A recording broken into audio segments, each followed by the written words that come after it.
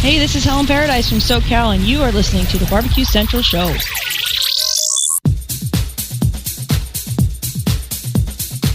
Happy to have you aboard here for the really big barbecue show. Boing. We cook because we have to, and we grill because we want to. Hit me! Fine, how's it going? You have a great show. I'm a big fan. Boing. So what seems to be the problem here? This man looks like he's dead, and he's in the crackle. Sean Bono! It's all about the Sean Bono, dude! Succulent fish. What? He ate 54 wieners. But listen, Lavernius, shut your face. I'm shaking like a dog shit peach seeds. We have top men working on it right now. Top men. Welcome to the second hour, everybody. Welcome aboard. You found the Barbecue Central Show. We talk about a lot of barbecue and grilling stuff weekly. We do it live. We'll do it live. Tuesdays from 9 to 11. So if you never do that, and you're not doing anything next Tuesday between 9 and 11, hit up the website for your viewing and listening options, and then take in the show live as it happens. While the show is happening live, I'm also recording. So you can subscribe to the show via podcast.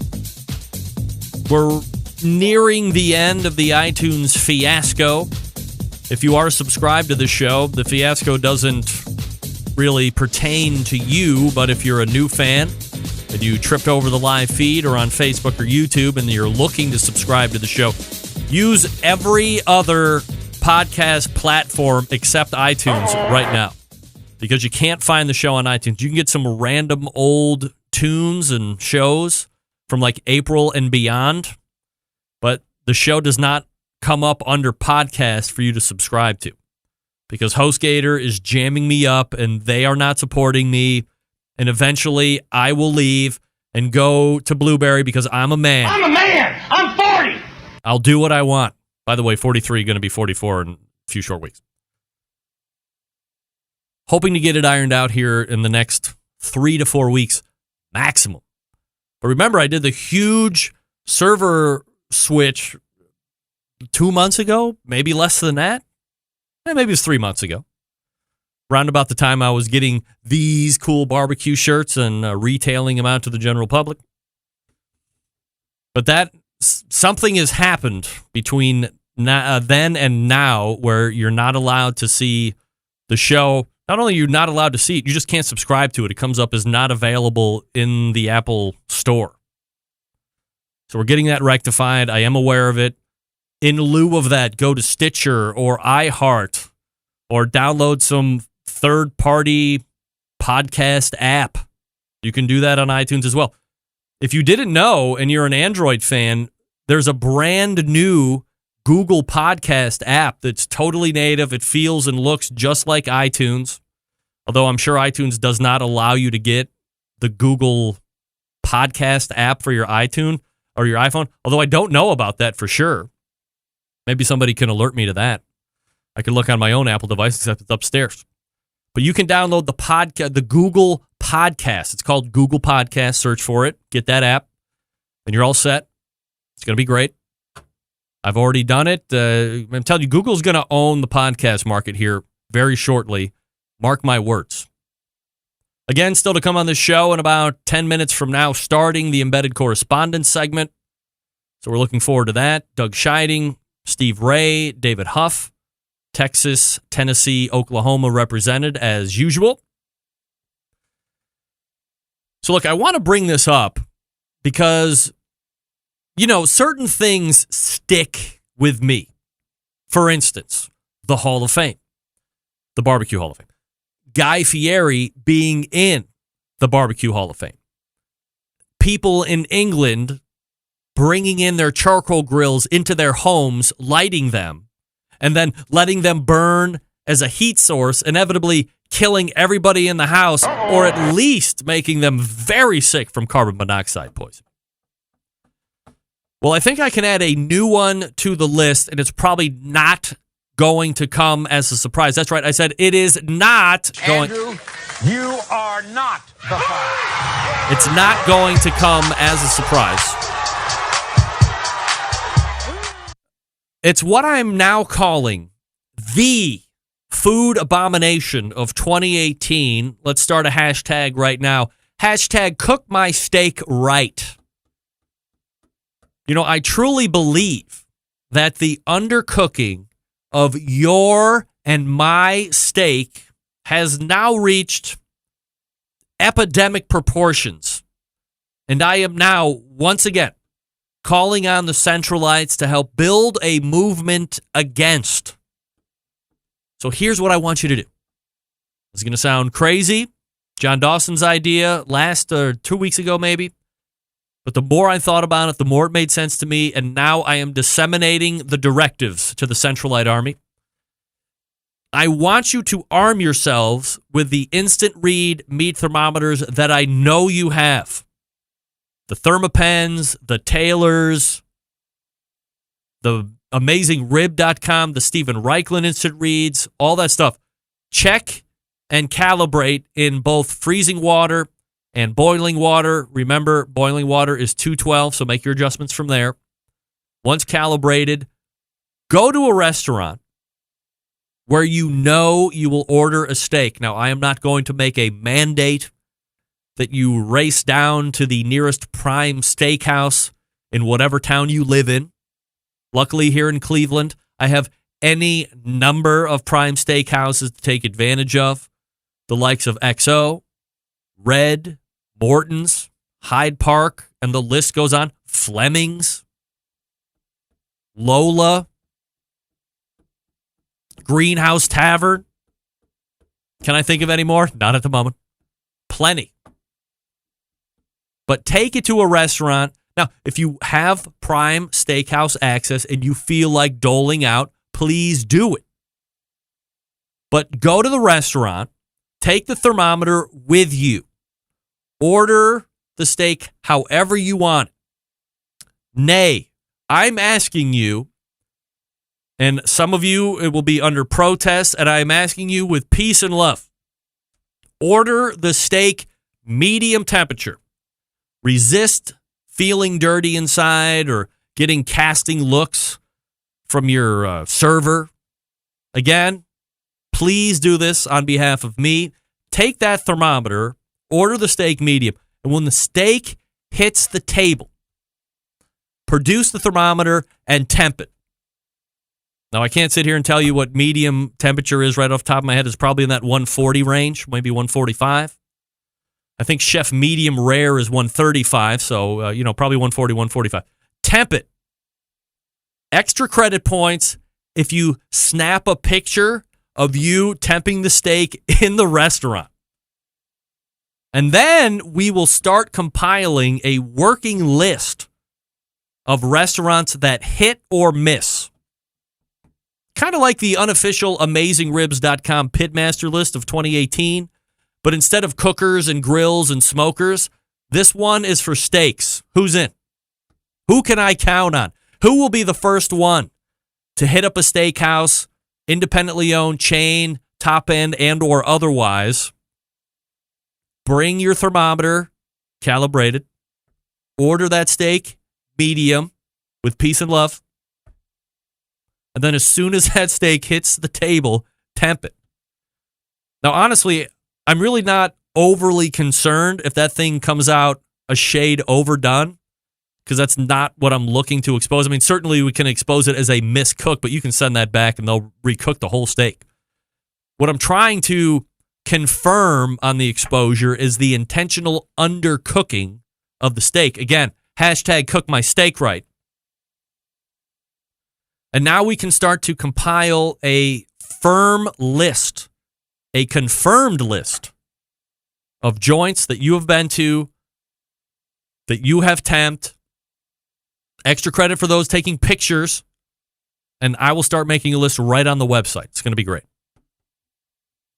Again, this is something that needs to be derailed immediately, the undercooking of steaks.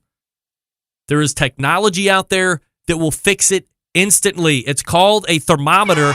We're bringing them into your restaurants and temping your steaks for you. Let's get on it. Send me picks and reviews as they happen. I will start compiling a list. It's going to be great.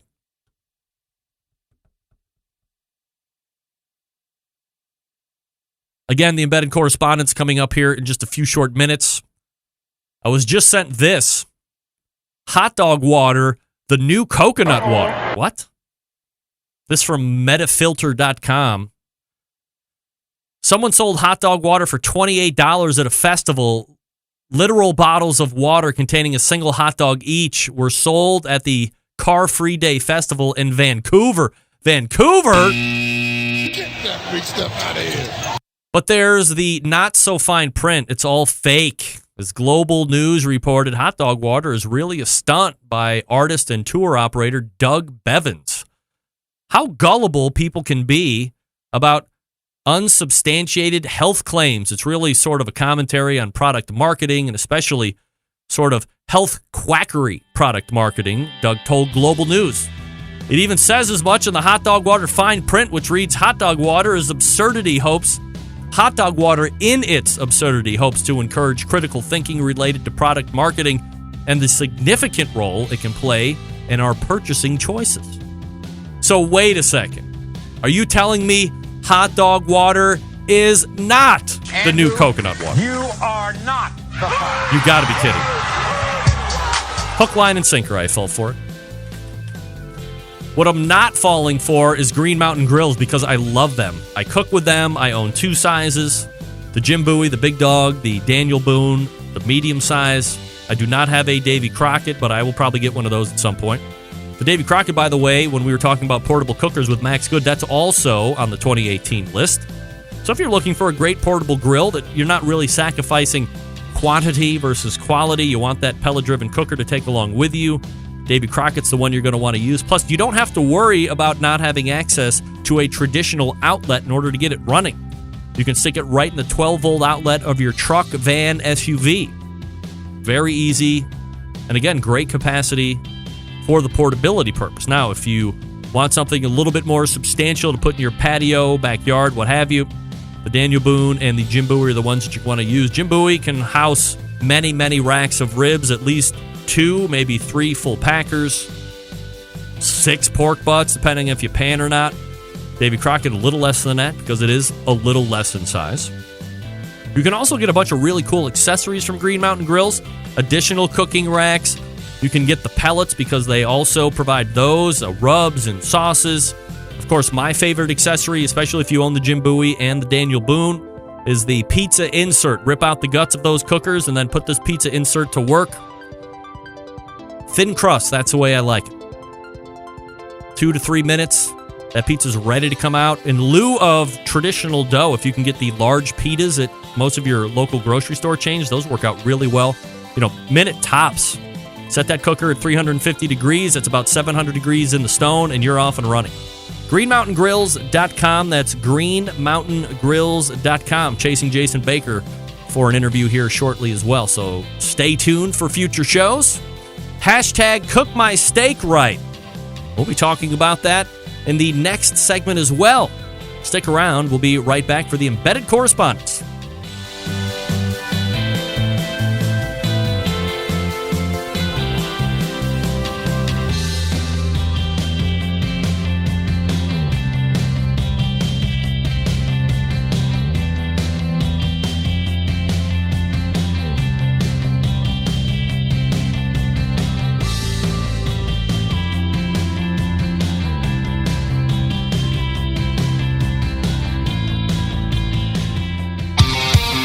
The only show giving you a monthly visit from a doctor of barbecue. A man actually named Meathead. The author of a barbecue Bible. Bloggers, reviewers, competitors, and manufacturers by the dozens. It's the Barbecue Central Show. Once again, here's your host, Greg Rempe. Hey, Smoking with Smithfield Committed Cooks. May I have your attention?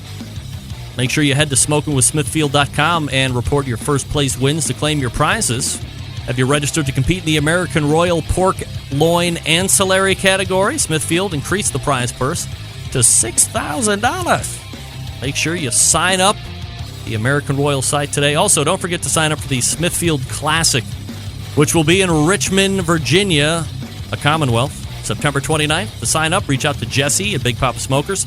Jesse, Jessie, at BigPapaSmokers.com, and tell her you are so excited to sign up for the Smithfield Classic. All right, it is the monthly get-together with my 3 favorite dudes. That sounds weird to say out loud. The embedded correspondents, Steve Ray, Doug Scheiding, and David Huff, joining me right here on the show. Gentlemen, always appreciate the time here. Hold on a second. Everybody's promoting. Let me get the pictures up here. All right, so what do you got, David? This is a new flavor of Crown Royal Texas Mesquite. And you can really taste the smoke. It's kind of nice. It knocks out all the sweetness in mixed drinks. It's pretty good.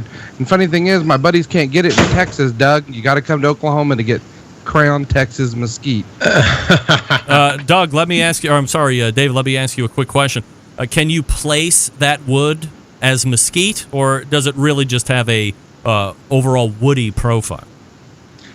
You can actually taste it as mesquite. To me, mesquite has that pretty pungent flavor, different than hickory. You can actually taste it in there. There's a recipe on the back for a mesquite mule, ginger beer, Texas whiskey, mesquite whiskey, and lemon. It's pretty good. Steve, what were you showing? My Thermopen. Oh, look at you! Like it. I'm ready. You know, Anthony and I are J. Alexander fans. We've got one here in Chattanooga. Publicly traded company, $11 a share, 43 units. And next week we're going to Thermopen the prime rib just for you. All right. Well, I mean, I know you're a high-level cook, Steve, so, I don't really question your authority on doneness, but, we'll get into the temping here in a little bit if time allows. So here's what happens. We do this embedded correspondence segment once a month. The panel derives some takes and opinions about certain things, and we go around the panel and give our own opinions after the first opinion is laid down. So we will go back to Ooltewah, Tennessee, and talk to Steve Ray, who was part of a very, from what I understand, successful weekend with your, was it the barbecue brawl or barbecue battle that you had out there? The Ooltewah Barbecue Brawl, our second one. It was a scheduled 5-hour event. Unfortunately, the 70-mile-an-hour winds that hit us at 2 o'clock cut it to 3 hours. There was not a pop-up survivor. I swear to God, I've never seen anything like it in my life. Wow, mass casualties. It was incredible. I mean, it just came out of nowhere, and it was like the hand of God just went, whoa, no more. It's called the daily forecast in Oklahoma, Steve. Well, we've had our 5th day in a row of afternoon storms. We had one Saturday in Ooltewah. Sundays was worse, and then we had one yesterday, and today one just rolled through. So it's just crazy. All right, just Steve. Absolutely crazy. There's nothing we can do about the weather, but we can talk barbecue and grilling here once a month with you guys. So what do you have on your mind? Hey, I have been following the National Barbecue League since they announced that they were going to form this tournament inside of the KCBS Team of the Year race. Yeah. And I don't know if any of you guys have been following it, but I tell you what, they have done just a fantastic job of keeping people up to date of where they are, posting videos of how to trim a brisket, trim a pork butt, season and control your meat. And they put out a video just this week called Barbecue Life, Episode 1. And if anybody out there is not a competition cook and you want to see how these guys are upper echelon, if you want to see how the upper echelon barbecue cooks in this country do it, watch that video. It is professionally done. It's not real hokey. There's a couple of drinking scenes, when everybody gets together and toast that, and that's I can do without that. But these guys, it's just they just do a great job. And I'm gonna just say this: the standings up till right now, our Clark Crew Barbecue is in first place. And that's weird, and I'm going to tell you that. And I'm going to tell you the reason that's weird in just a moment. Getting Basted second, Shake and Bake is third, Slaps Barbecue, Joe Pierce, my favorites, is fourth, Iowa Smoky D's fifth, sixth, Lucky Q, Dirt Road seventh, Fergalicious eighth, Porky Butts ninth, and Old Virginia Smoke 10th. And if you're wondering, Doug, and I can see it in your face, 5 teams are in the top 10 of the KCBS Team of the Year. 7 of the teams are in the KCBS Team of the Year in the top 20. Now, and Greg, last week you spoke of our good friend David Bosca, who got his 7th GC. Right. He's automatic to the jack. Clark Crew Barbecue got his 7th GC at the last National Barbecue League contest. 4th year in a row.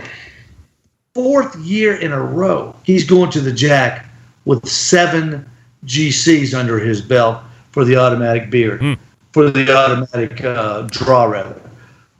Tim Shear's done a video on that on the Facebook page. How to trim a competition pork. Travis Clark did a brisket trim. Joe Pierce did a brisket trim that is just incredible. If you're like me, you struggle with burnt ends, watch Joe Pierce's video about burnt ends. He makes it so simple. Justin McGaughan did a brisket wrap recipe, what he puts in his brisket when he gets ready to put it back on the smoker when he wraps it. These are, and there are chicken recipes, rib recipes. These are secrets that I know I have paid over $1,500 since I started my barbecue journey 5 years ago to go to schools and see this. They are putting it on Facebook for absolutely free, and you can go to it. And I just want to say that it is so interesting what these guys have done. I think myself that it is a start to something that's going to get bigger, as if they can keep the momentum going, if they keep their interest in it, it's going to get bigger and bigger and bigger. And right before I go to you, Doug, just a second, I want to say congratulations to Jeff and Cindy Thompson right up the road in near Oak Ridge in Kingston, Tennessee. They got their first GC after cooking for 5 years, and it was almost a year to the date that they got it at the Blount County Bash in Maryville, Tennessee. That was the first KCBS professional contest that Jeff and Cindy cooked, and last weekend they got the GC, almost 5 years today. Isn't that weird? I think that's pretty cool. That's nice. And congratulations. And I want to congratulate in our contest, the Utah Barbecue Brawl. We had Lamar Young was the People's Choice champion, and Sean Cosby was the judges' ribs championship. So I'm going to tell you something, folks. Nice. We don't talk about it that much.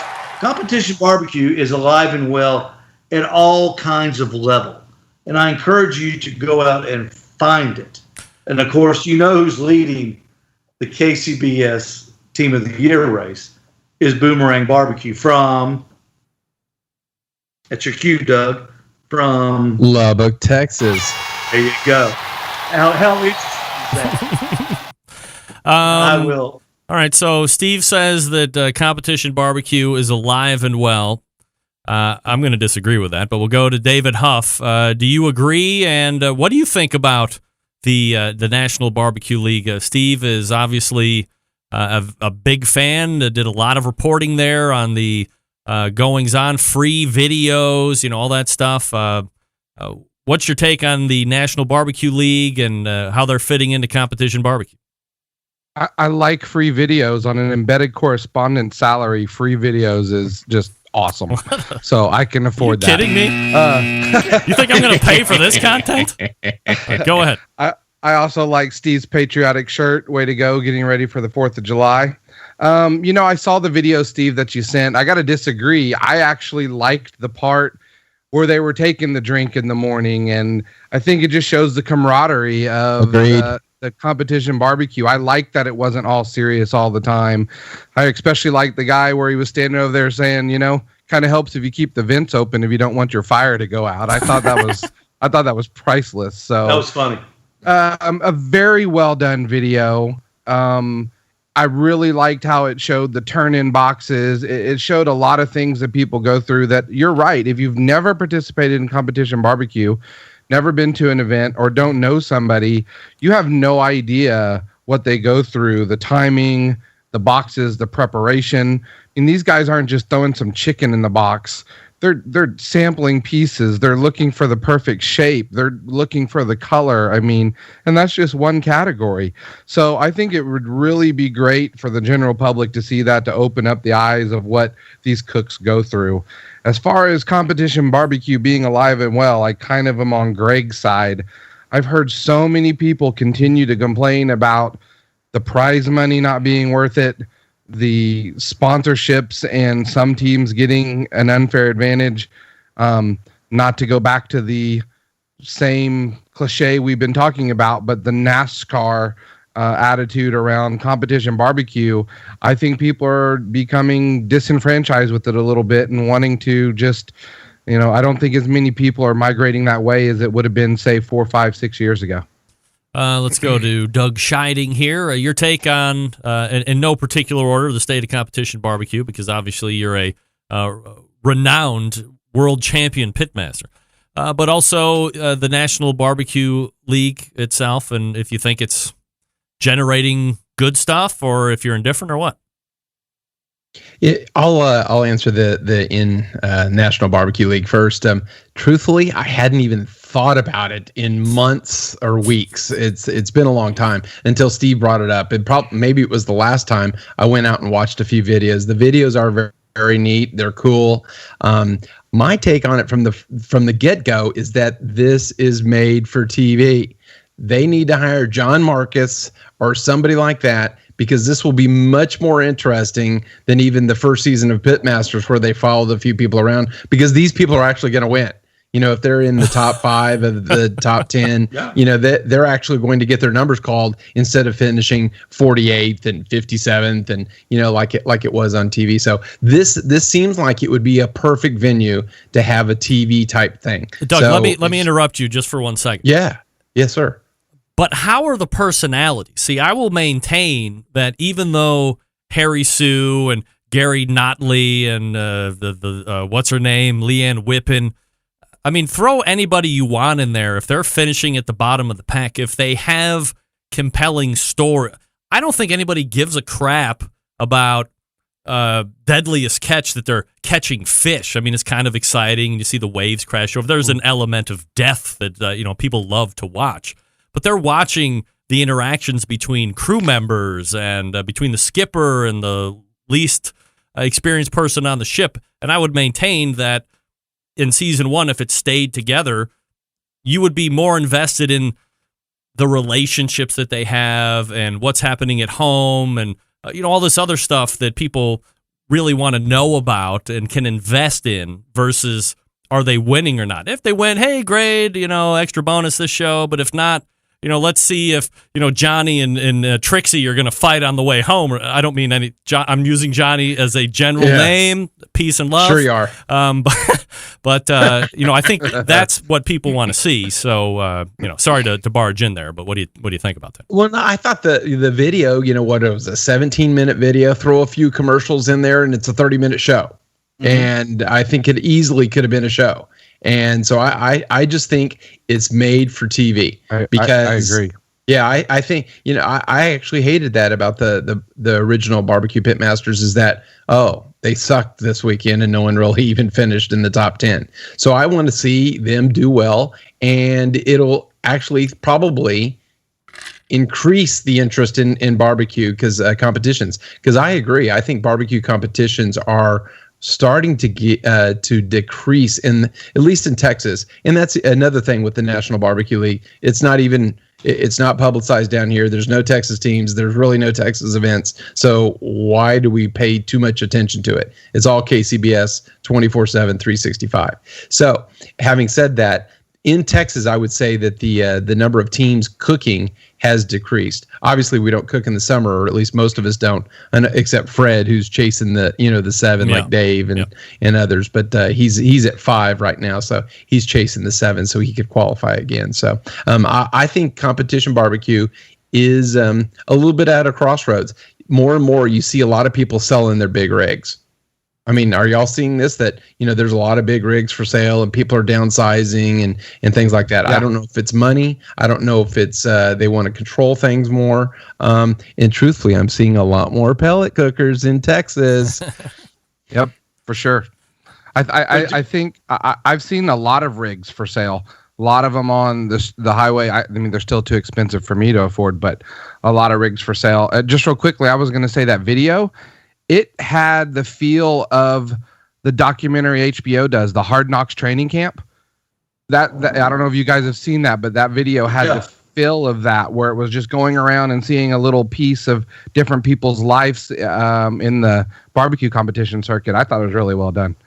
Real quickly, I think John Marcus even said on your show, Greg, that the problem with season 1 of Barbecue Pitmasters was that there was no winner, and people, when they talked to them about it, they didn't understand it because they didn't win every week, and that's why they had to change the format to go to a winning. You had to have a winner, and that's why it morphed into what it did. I think this, like Doug said, that these guys do win, and it showed that at the end, at the awards ceremony, it showed them winning the tournament or coming in, top 10, showing that, hey, these guys are good, and they do take home the money and the trophies. I'm going to be a little contrarian here. I think that the popularity of competition barbecue is down. If you look especially at the KCBS, you can see there's been a lot of contrition as it relates to overall contests. I believe they would try and spin it and say that internationally it's growing. That's fine, but who cares about international people? This is America, goddammit, and this is what we're focused on. And also, I think you would find if you took a poll of competitors right now, if they had money to spend, they might choose to spend it in different ways, where 3 and 4 and 5 years ago, they would be pooling all of their cash to go and do as many barbecue contests as they could possibly fit into a calendar year as it makes sense to their budget. But I agree with David. The payouts are continuing to be about the same. Certainly, there's some other ones that have been introduced. World Food Championships, a little bit different.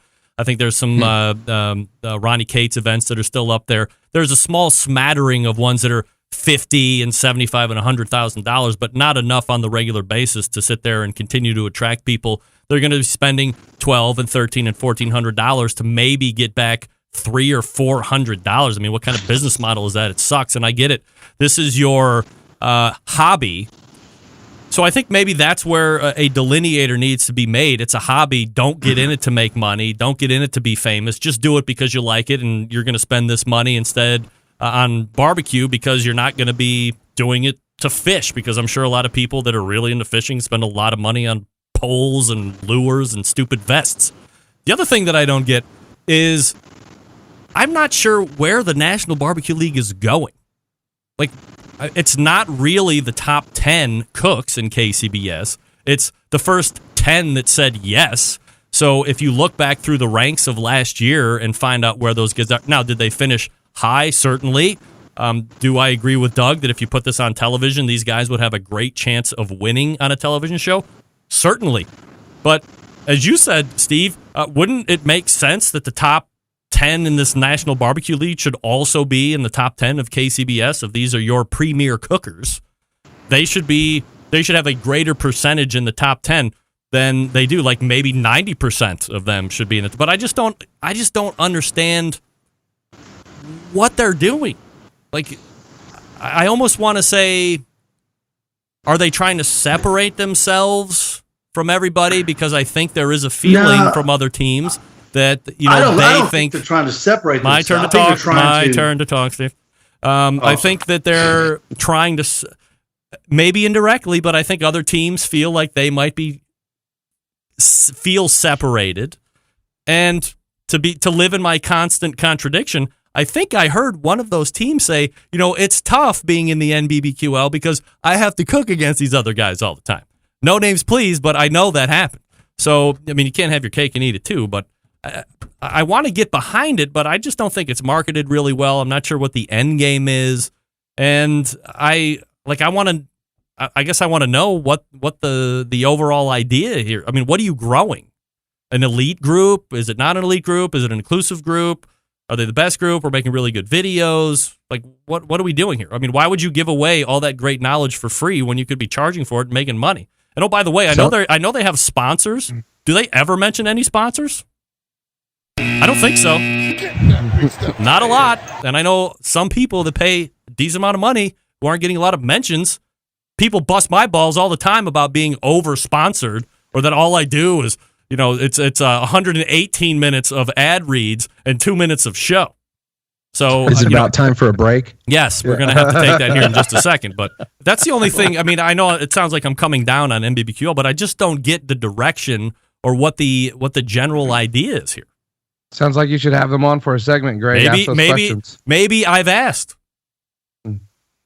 Steve, do you have any objectory thoughts on that? Do you want to rebut? Well, I think that what they're trying to do is they're competing against each other, and they think they're the top, and they are the top. I mean, all these guys are good. Sure. As far as their sponsorships, they had the shirts on. If you watched the video, you saw Porky Butt's shirt. You saw the names of the sponsors there. Just because you don't mention the sponsor doesn't mean they're not there. Yeah. I think what they're doing is they're directing their energy to an audience to pay attention to competition barbecue, and we are the best. I think they've got 10 great teams. Are there some that deserve to be in there? Right. Joe Pierce said he got in there because somebody said no, and he was thrilled to death just to be there. And right now he's sitting in 1, 2, 3, 4th place. So here's a wild card, and he's sitting in 4th place. I think that's exciting. It excites me because I'm excited about barbecue. If you take the time to follow it, it's not going to reach out of the internet and grab you and pull you in. You've got to go find it, and you've got to follow it if you are interested in competition barbecue like I am at all levels, at the high level, at the medium level like I compete at, and at the local level like the events that I put on where they're not professional. Most of them are backyard cooks and restaurant owners, but they still compete, and people come out to watch them. And the last thing they always ask me is, who won? They are interested in it, Greg. They want to know who won. And people are always interested in who won, and these guys are providing that avenue. All right, so that's the first round of takes here. We're doing the embedded correspondence segment, and now, as everybody would like to bash me, I will step away and do just a brief bit of business here, and I will vocally mention my sponsors. Not wear a stupid shirt and hope that everybody can see it. Hey, head on over to BigPapaSmokers.com for all your barbecue needs. That's right, Big Papa Smokers, the one-stop online shop for all things barbecue. A curated selection of only the best outdoor cooking and grilling supplies while you get on the path to better barbecue. And that'll happen in no time. Everything at Big Papa Smokers has been Pitmaster approved by Sterling Big Papa Ball himself. Known for the championship rubs and seasonings, they have popular flavors like Sweet Money, Cattle Prod, Cash Cow, all proven winners on the competition circuit and in backyards. Big Papa's offers 13 perfectly balanced flavors to transform ordinary meals into extraordinary. If you're looking to improve the competition barbecue recipes, you know they've partnered up with Simply Marvelous Barbecue. That's known as the West Coast Offense. You got to check it out today. Now, Big Papa Smokers is also the proud owner of the award-winning Granny's Barbecue Sauce. If you're looking for a new go-to barbecue sauce that will please everyone, Granny's traditional yet powerful flavor will remind you why you fell in love with barbecue in the first place. Find Granny's Barbecue Sauce and other top-rated sauces at BigPapaSmokers.com. And aside from the premium selection of rubs and sauces, Big Papa's also offers the very best pellet, charcoal, and wood-fired cookers on the market today. Want a versatile smoker that's easy to use? Check out the Mac 2-Star General Pellet Grill. Big Papa Smoker is the exclusive Mac dealer and even offers special packages. Not a fan of pellet smokers? Take a look at the Old Hickory Ace BP. It's the only charcoal smoker that Big Papa trusts on his competition trailer. And if you're a backyard hack like me looking for a durable and versatile grill that will last forever, the M Grill from Texas is just what you need. They're built like tanks. Not sure what kind of grill you need? You really can't go wrong with any grills featured on BigPapaSmokers.com. They have something for every kind of backyard cook. It's clear that Big Papa Smokers is the place to go for all things barbecue. If you have any questions, call them toll-free, 877 828-0727. That's 877-828-0727. Or shop the website bigpopasmokers.com. That's BIGPOPPA smokers.com. The Embedded Correspondence segment continues right after this. Stick around. Be right back.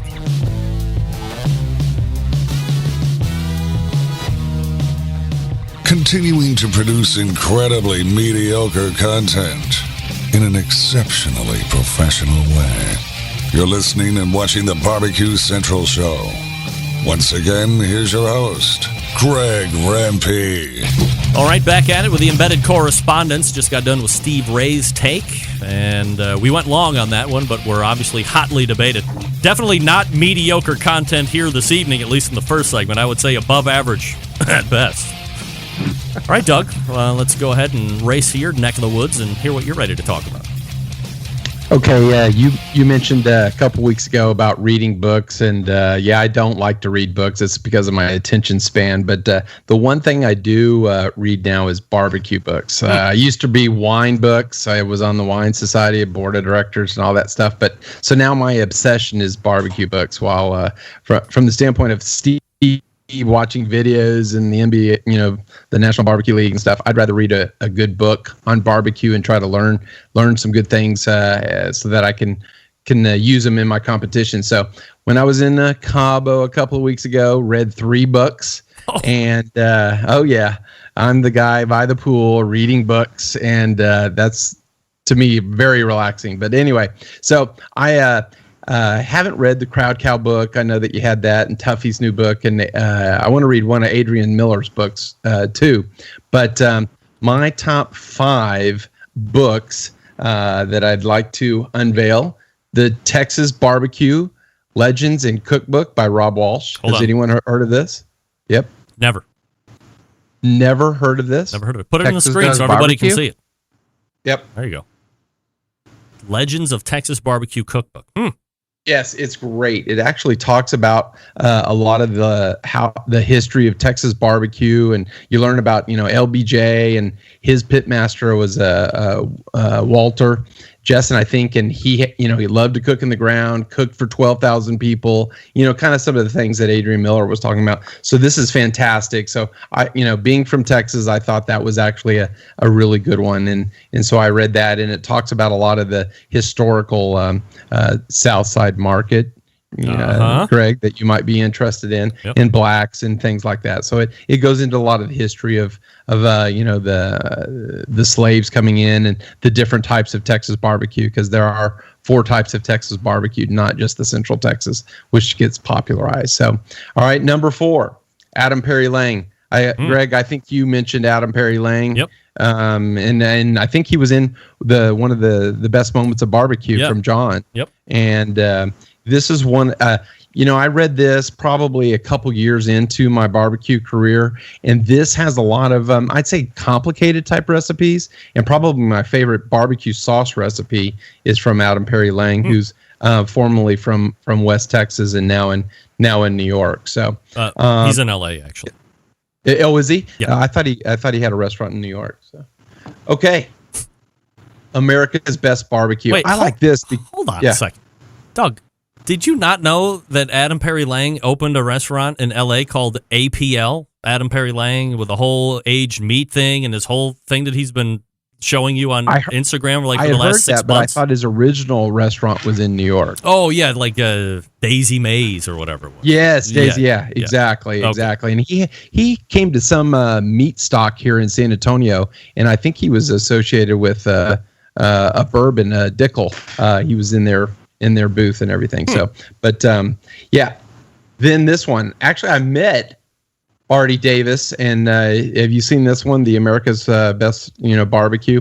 And it talks about different restaurants and barbecue joints around. So I actually read this early on in my barbecue career, and it kind of introduced me to different types of barbecue from around the U.S. and et cetera. And so actually the bean recipe, which I used initially and won several awards with, is actually from Black's Barbecue. Does he talk about how he got his nickname Remus Powers in that book?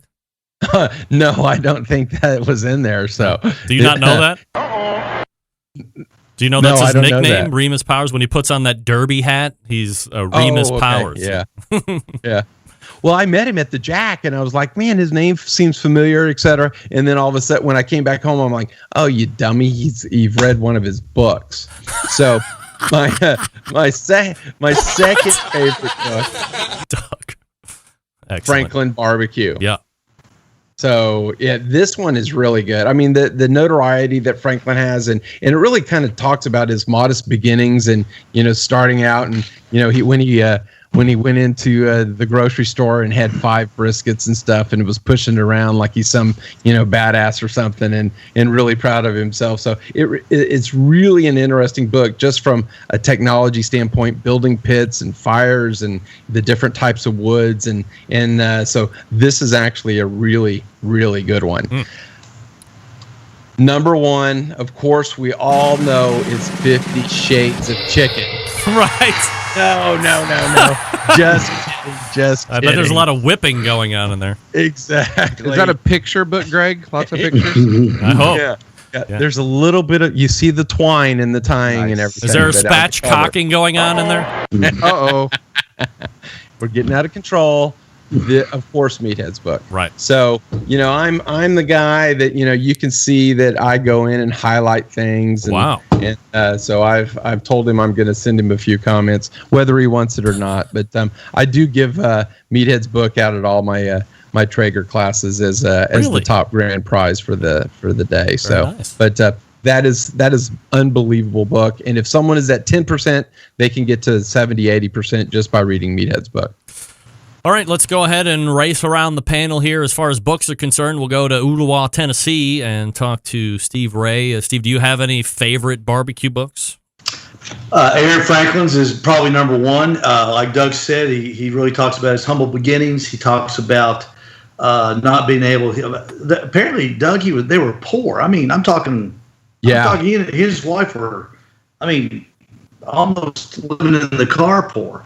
And how his journey led him to learning how to cook brisket. And he bought that old trailer and it sat in his driveway for, months and months and months before he could work on it. Really interesting stuff. I've got Meathead's book. It's great. Tuffy Stones, I've got his book now, Cool Smoke. He has a lot of good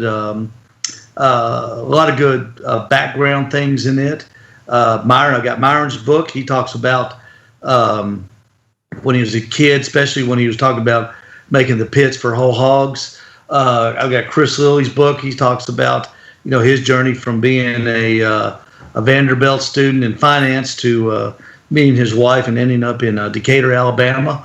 I wish, I saw an interview one time, I wish Tuffy Stone would write a book about Myron Mixon, or wish they would compare notes and write a book together, because Tuffy talked about Myron having to cook for a living, that if he didn't win, he wouldn't make the house payment.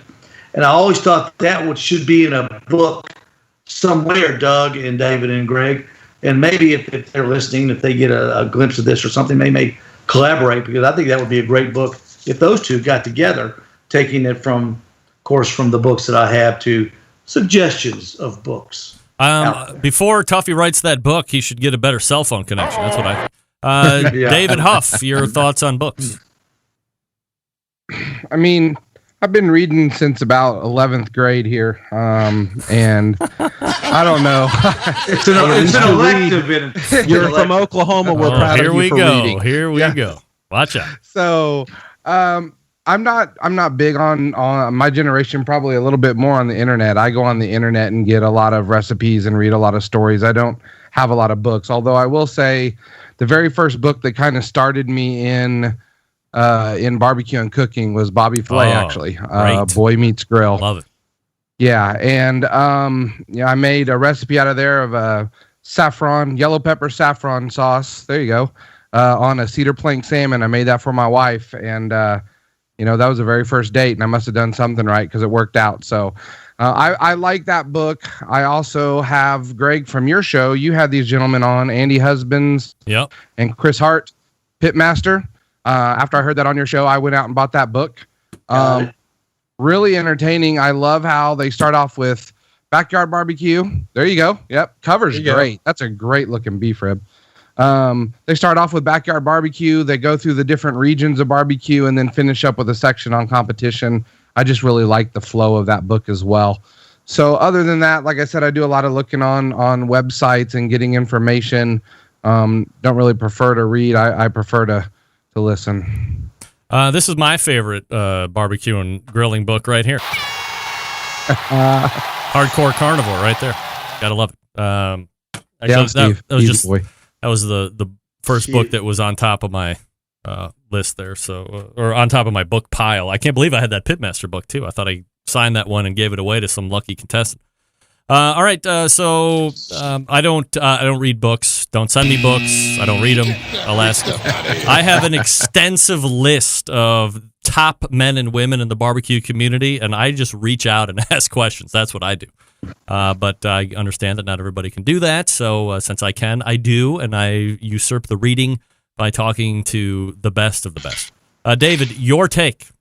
By the way, limited time because we got on the NBBQL rant, and there you go. Steve Ray, always a darling Steve of the guy. media. Yeah, Steve, you owe me 5 minutes next segment. next. Tab. Right. First off, Greg, you do a great job reading those the promos. You're just a wizard with words. You really are. Oh, wizard. Okay, I see you working. That's a good callback. That's a good callback from the first hour. I like it. Yeah, I couldn't help it. Fifth string. So wizard. I was cooking this weekend. Had a bunch of friends over, and they were watching me get. I did a brisket, and then I also did some turkey breasts. And they were watching me. I brined the turkey breasts and I injected the brisket. And they were asking me, well, how do you know what to do when and which one of those to use? And I'm sure you visited this topic on the show before, but I thought it would be, just a good chance to get the other guys' take on. There used to be kind of rules around it, but now talking to guys in competition, they're injecting and brining things that probably would have done the opposite technique on before. So I've always thought that brining was more for adding moisture, doing things to lean cuts of meat like poultry, pork loins, things that don't have a lot of fat. You wanted to brine to add the moisture, and then the injection was to add the flavor deeper into the meat, like a brisket, like a pork butt. Those things have enough fat, they're not going to dry out. But I've seen people inject chicken thighs. I've heard of people brining a pork butt, brining a brisket. Yep. Are there any rules anymore? I know brining, although I love brining a turkey. I made a turkey on the smoker for Thanksgiving about 5 years ago, and I brined it. And I've never not brined a turkey. It was by far the juiciest bird that I've ever made. And now you have a problem with getting the skin a little bit crispy if you do the brine on that versus injecting, but I thought it was well worth it. I've never tried to brine a pork butt or a brisket, but I know people are doing it. So I just kind of wanted to get the other guys' takes on what they think works best for what particular food they're cooking. Doug?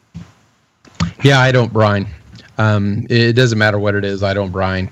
I will marinate some, like fajitas or thinner pieces of meat and things like that. So, maybe that's kind of the same, but that's really more, not less salt that you're putting in, and maybe you're curing it a little bit with pineapple juice or orange juice and things like that. So, but I do dry brine now. So I've started dry brining my beef ribs and even my steaks and things like that before I cook them. I'll dry brine it, but wet brine is not something that I do. Now, I do inject a lot. I used to inject my ribs in competition, but I don't do that anymore. But I inject all the other meats, and in fact, even when I'm cooking a brisket at home, I was going to cook one this weekend. I was going to try a new injection. So I do inject quite a bit. I inject my turkeys. But brining is I just don't think it's worth the time, effort, and space because it only penetrates the meat just a little bit. It just doesn't penetrate it that much. Steve, your thoughts? I'm not a briner. I'm an injector all the way. I think brining's a waste of time. It doesn't do anything. Yeah, I'm certainly not a competition cook by any stretch, but when it comes just to the backyard, I don't like Doug and probably Steve as well. It seems to take up a lot of space and a lot of water and other ingredients if you're going to go all crazy with it for very little change in flavor.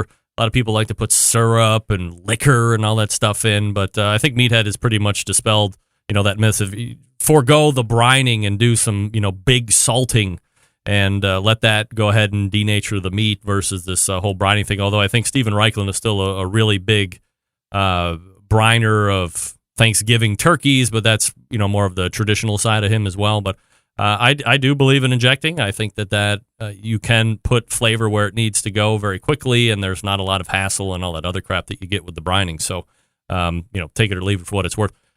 So we are kind of like right out of time, but at least here's my take. And David, you will get more time, and Steve will get less time as we go forward. We'll start with you and everybody else. Can I go around the panel and get a commitment that you guys are in for the hashtag Cook My Steak Right movement of 2018, where you will show up at a restaurant where you would normally buy a steak, and it does not have to be prime, although if you are so encouraged, please do so, and order the steak medium. Now, I know we could be going against the grain totally.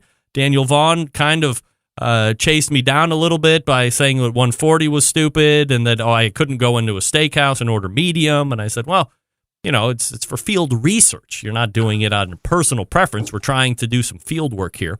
I was a little unclear if he also committed to doing that. I'm going with no, but I figured I would ask you guys. So, David, let me start with you. Will you find a steakhouse before next month, take a thermometer with you, order medium, and temp it and see where it's at? Yes, sir. I give you my vow. Just send me your address to where I can send the bill. All right. You have my email address. Yeah, right. Doug Scheiding in Texas. Will you go to a steakhouse, high, medium, or low, order a medium steak, and temp it right there?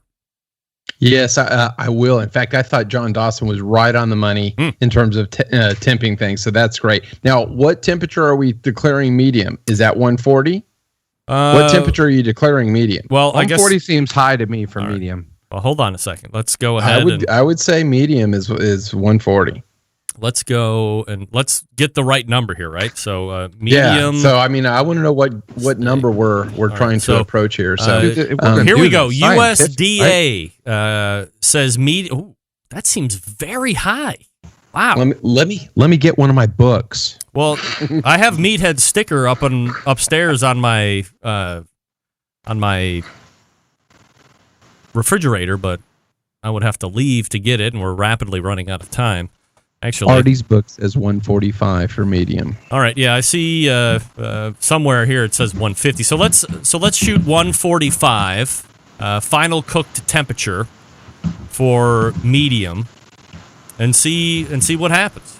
So order the steak medium. When it hits the table, produce your weapon. And by weapon, I mean thermometer. Stick it in there and see what temperature it comes out at. And again, I'm really looking for more. I mean, if it's over, it's over. Send it back, get a new one. They'll recook the whole thing. But I want to see if it's under and by how much. Like, I truly believe you could be getting steaks in the 120s, saying medium, so it's not undercooked. Steve, is this something that you're willing to participate in? I will go one step further. I will ask for an exact temperature of 140, Greg, and when it comes out 135. I will send it back. Oh, well. And I will eat a steak that's been rubbed under a chef's armpit. Yeah. Just like you. Yeah, I would say. I think you're asking for trouble. Because that's what they do. I know. Well, do they have beef in Tennessee? Steve, I thought it was pig. Are you going to get a pig steak? What's going on? Man, we got beef. We got everything in Tennessee, buddy. All right. So now I would say. Go down like a fat guy on a seesaw. Steve, what if the restaurant that you're at says that they do not use meat thermometers? I will raise hell and say, what?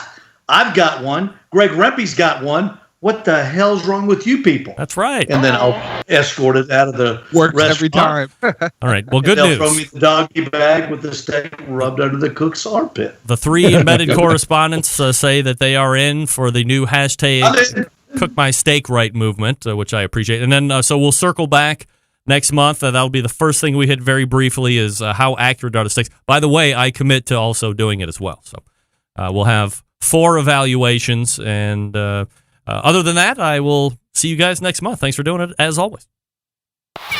There they are, the embedded correspondents. All guests appear via the Traeger Grills hotline. Yummy. Man, I am not hitting the right button. What happened? There we go. I'm going to pull that one down on accident. Anyway, we're a little late here. That's fine. Stick with me. Let me get this read through, and then we'll tighten up the second hour, and we'll sign off.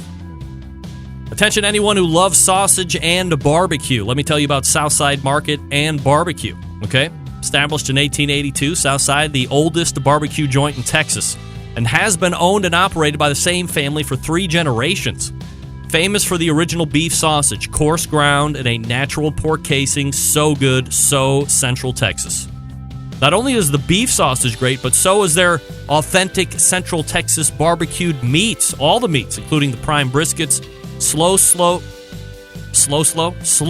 and low smoked for many hours over real Texas post oak wood. They ship nationwide via the online store, SouthsideMarket.com. Ship fresh and smoked sausages nationwide. Shipping customers can choose to order now and ship later, include a custom gift note, mail multiple addresses with no additional charges. How nice is that? All shipped items vacuum sealed to ensure freshness, ease of preparation for the customer. Ship with dry ice to ensure complete freshness upon arrival. All meats processed in the on-site USDA inspected facility. On-site meat markets for fresh and smoked products. Custom orders welcome as well. They got 2 restaurant locations if you're going to be around. In Elgin since 1882, of course, and then the Bastrop, Texas location since 2014. Grocery distribution through Texas and many surrounding states. Here's the kicker. 10% off coupon code for anyone doing purchasing online when you use the code BBQ Central, one word, BBQ Central, one word, for your 10% off any stuff you buy at the online SouthsideMarket.com. If you haven't tried the slammers, the sausage slammers, got to get that. If you haven't tried the beef sausage, man, talk about unique and authentic Central Texas. It's got to be the beef sausage. SouthsideMarket.com, BBQ Central is the coupon code. 10% off the entire order online, SouthsideMarket.com. All right, we're back to wrap the second hour and show. Stick around, be right back. This is Chris Payne from Euclid, Ohio, and you are listening to Barbecue Central. Whole packers, full racks, legs and thighs, injecting butts. If you've never heard this before, you might think you found the best XXX show ever. Let's get back to the most homoerotic host out there today, Greg Rempe. The National Barbecue News, dedicated to all things barbecue. Their goal to introduce new people to the barbecue world while keeping the barbecue enthusiast and professional informed on all the current happenings in and around the barbecue nation. They obtain this goal by offering timely news stories, new product reviews, barbecue event calendars, and unique recipes inside their printed products, website, social media pages, and email newsletters. Subscribe now by visiting barbecuenews.com. That's BARBECUE, barbecuenews.com. barbecuenews.com. All right, thanks again to the panel for joining me. Doug Scheiding, David Huff, and Steve Ray. All the way back in the first hour, we spoke with Max Good from AmazingRibs.com, hitting some of the 2018 Pitmaster List Award winners. Then we moved on to Sam Hayes from Sam's Northwest Barbecue Company, talking about the line of Myron Mixon smokers and what he saw while he toured their facility a handful of weeks ago. In the second hour, the Embedded Correspondents segment, we talked about National Barbecue League. We talked about if competition barbecue is still growing or not. We talked about barbecue books and injecting and or brining. When do you do it? Hard and fast rules, all that stuff. And then, of course, they all committed to furthering the new effort of hashtag #CookMySteakRight and the abomination of 2018's food agenda, which is undercooking of steaks on purpose to avoid throwout. Use a thermometer and cook it right, damn it. So we're going to be hitting up steakhouses across the United States here over the next 3 and 4 weeks and report back our findings. Again, if you want to take part, just go ahead and hashtag me, Cook My Steak Right. send me an email, greg@thebbqcentralshow.com. Remember, extra credit points for those that are taking pictures of where the thermometer reads temperature-wise in the restaurant. That would be great. Big show planned for you next week, as always. Until next Tuesday at 9 p.m. Eastern Standard Time. I say September 11th, 2001, I will never forget. I also say... Start the game! Let's go! And until we meet again, I say... Good night now!